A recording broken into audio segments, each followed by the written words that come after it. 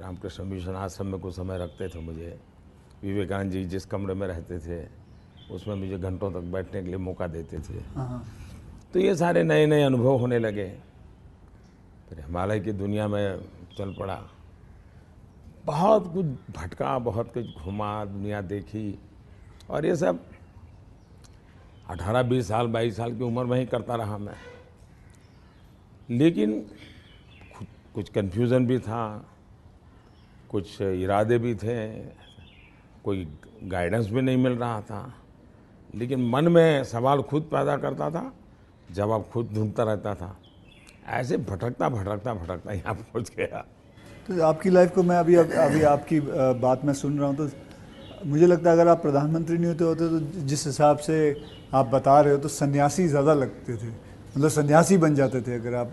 वैसे मैं क्या बनता ये कहना अभी कठिन लग रहा है, क्योंकि जो सोचा नहीं वो बन गया।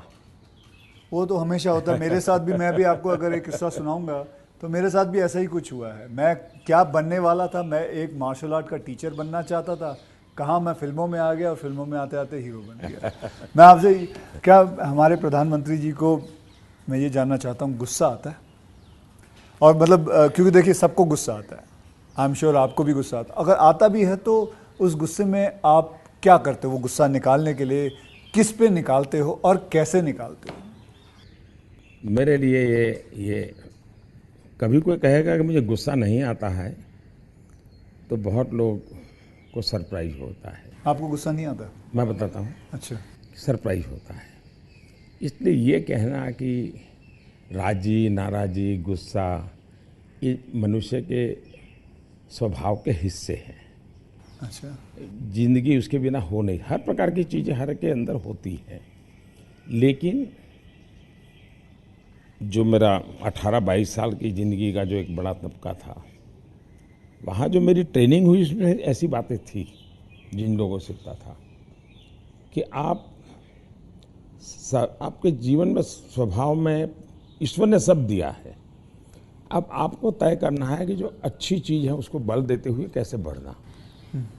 तो फिर ये चीज़ें हैं जो नेगेटिविटी लाती है वो रुकती है।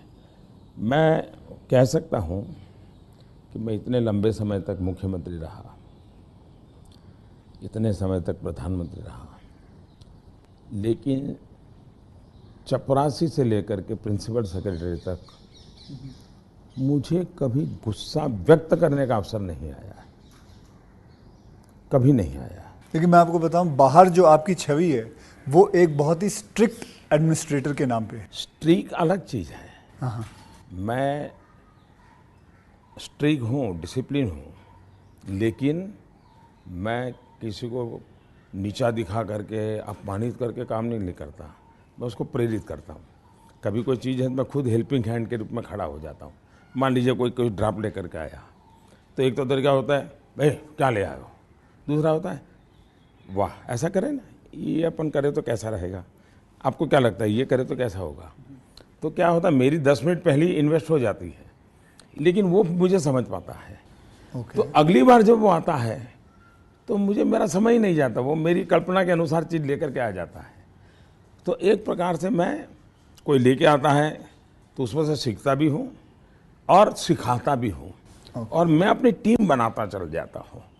तो मेरे प्रेशर हैं, स्ट्रेस हैं, वो नीचे नीचे नीचे डिवाइड होते चले जाते हैं। तो मेरे पास कुछ बचता ही नहीं है। तो मतलब आपको इतना गुस्सा नहीं आता? मैं अंदर तो होता होगा, मैं व्यक्त तो करने से अपने आप को बहुत रोक लेते हो। होता क्या है जी, कभी मान लो एक मीटिंग में आपने गुस्सा कर दिया तो मीटिंग का एजेंडा वगैरह सब छूट जाता है। हर एक के मन पे वो 2-3 मिनट की समय रहता है, वही छाया रहता है, वो बहुत नुकसान करता है जी। तो मैं जैसे मुझे गुस्सा आता है तो मैं आपको बताऊं, गुस्सा एक निकालना बहुत अच्छी बात है। मैं छोटा मुँह और बड़ी बात, मैं आपसे बहुत छोटा हूं, और मैं कहूँगा कि आप है ना गुस्से को जो है अंदर ना रखे, उसे निकाले। जैसे मैं निकालता हूँ, क्या करता हूँ, एक बॉक्सिंग बैग घर पे रखा हुआ है, जितना हो सकता है सुबह 4:30-5 बजे मार लेता हूँ और अपना गुस्सा निकाल लेता हूँ, और फिर थक हार के बस, या कभी समुद्र किनारे चला जाता हूँ और जोर से चीखता हूँ, कोई भी नहीं होता है। नहीं, इसके लिए एक अलग तरीका है। अच्छा। मन की स्थिति के लिए। ओके।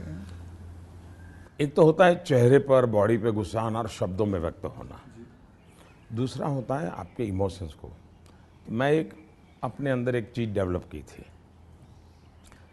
ऐसी कोई घटना है जो मुझे पसंद नहीं आई है और मेरा मन करता है कि ऐसा क्यों हुआ। कभी होता था मेरे साथ ऐसा क्यों हुआ, कभी होता था मैंने ऐसा क्यों किया, मुझे ऐसा नहीं करना चाहिए था।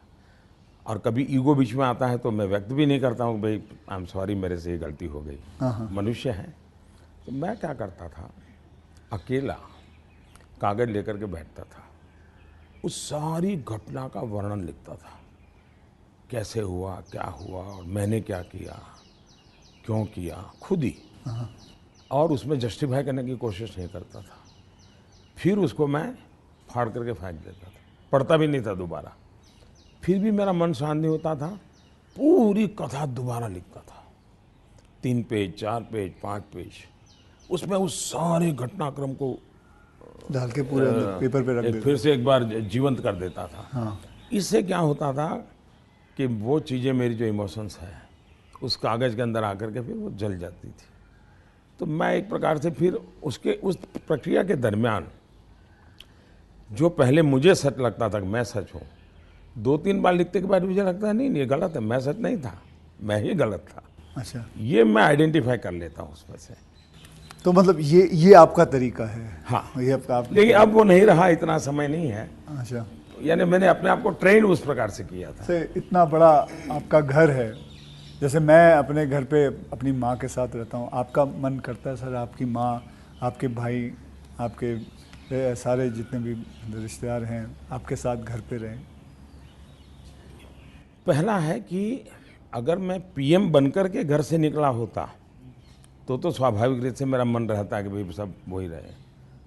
मैं एक ज़िंदगी की बहुत छोटी आयु में सब कुछ छोड़ चुका हूँ, बहुत छोटी आयु में। मन नहीं करता माँ रहे? बहुत छोटी आयु में छोड़ दिया। ओके। छोड़ दिया, उसके कारण वो ज़िंदगी ऐसी थी जो टोटली डिटैच बन गई है। और इसलिए जिसको कहे लगाव, मोह, माया, क्योंकि मेरी वो जो ज़िंदगी में जो घर छोड़ करके निकल गया था, वो जो ट्रेनिंग हुई वो उस प्रकार की हुई। और उसके कारण एक अवस्था के बाद छोड़ना है तो मुश्किल जाता है। उस समय जब छोड़ा तब तकलीफ हुई होगी, लेकिन अब ज़िंदगी वो बन गई। लेकिन फिर भी कभी माँ को बुला लिया था मैंने, कुछ दिन उनके साथ बिताए थे। अच्छा। मैंने, पर फिर भी जैसे मेरी माँ मुझे कहता है भाई तुम मेरे पीछे क्यों समय खराब करते हो, और मैं यहाँ क्या करूँगी तुम्हारे साथ रह के। मैं अपना चली जाती हूँ, मैं अपने पुराने गांव के जो लोग हैं कभी यहाँ मिलने आते तो बातें होती है, अपनी बातें होती, तुम्हारे साथ मैं क्या बात करूँ। तो स्वाभाविक है किसी का मन मेरे साथ नहीं लगेगा। तीसरा, मैं भी समय नहीं देता। जितने दिन माँ यहाँ रही तो मैं अपनी शेड्यूल में ही लगा रहता था, तो एक आध बार साथ में खाना खा लेता था। फिर मुझे भी कभी पेन होता था कि मैं रात को 12 बजे आता हूँ तो माँ को दुख हो रहा है कि क्या कर रहा है। मुझे अभी भी याद है, मैं आपसे जब पहली बार जब मैं मिला था तो मैं गुजरात में आपसे पहली बार मिला था जब आप वहाँ सीएम थे। तो उस वक्त एक या दो मतलब मैंने आपको 1-2 चुटकुले सुनाए थे और आपने भी मुझे एक चुटकुला सुनाया था। तो मैं ये जानना चाहता हूँ कि आपका ह्यूमर अब प्रधानमंत्री बनने के बाद इंटैक्ट है? आप ह्यूमर, मेरे परिवार में मेरी एक क्यों, विशेषता मैंने है। जैसे आपको बताया आपकी छवि बहुत स्ट्रिक्ट है। आपका मतलब मैंने आपके जो साथ में जो काम करते हैं कई लोगों से ऐसे ही बातचीत करते वक्त वो बातें, यार बड़ा काम करवाते हैं। तो वो जो एक बहुत स्ट्रिक्ट एडमिनिस्ट्रेटर, एक स्ट्रिक्ट हेडमास्टर, ऐसा लगता है मतलब हाथ में छड़ी होगी उनके। तो अभी भी आपका ह्यूमर एक बात तो ये जो छवि बनाई गई वो सही नहीं है। अच्छा, वो अलग बात है। सही नहीं है। और कोई ये कहता है कि मैं काम करवाता हूँ, शायद वो सही रूप में एनालिसिस नहीं कर रहे हैं। जी। वो ये कहे कि हाँ काम बहुत करना पड़ता है, उसमें सच्चाई है। ओके।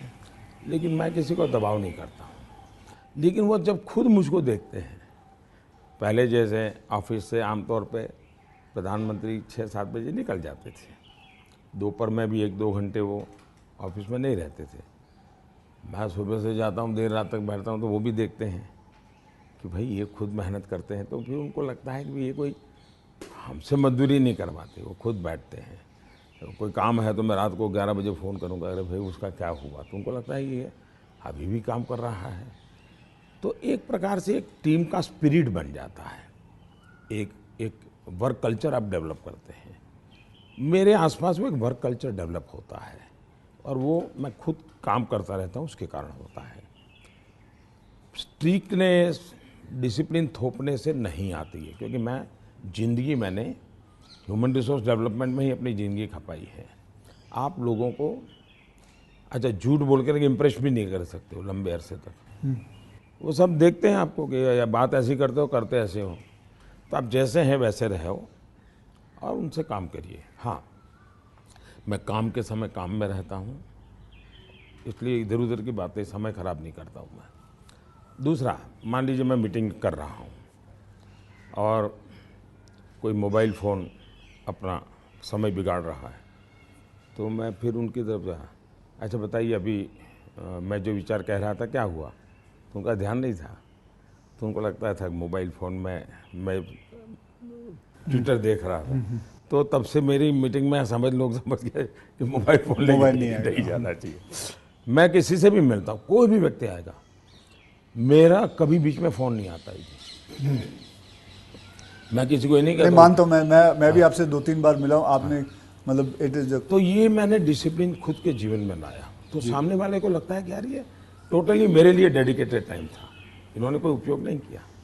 इन चीज़ों का एक प्रभाव पैदा होता है। जहाँ तक ह्यूमर का सवाल है, मेरे परिवार में हमेशा एक कल्पना थी, कभी पिताजी राजी नाराज़ी हुए हो, कभी छोटी मोटी हो, तो हमेशा मैं पूरे माहौल को एक आधे मिनट में हल्का कर देता था।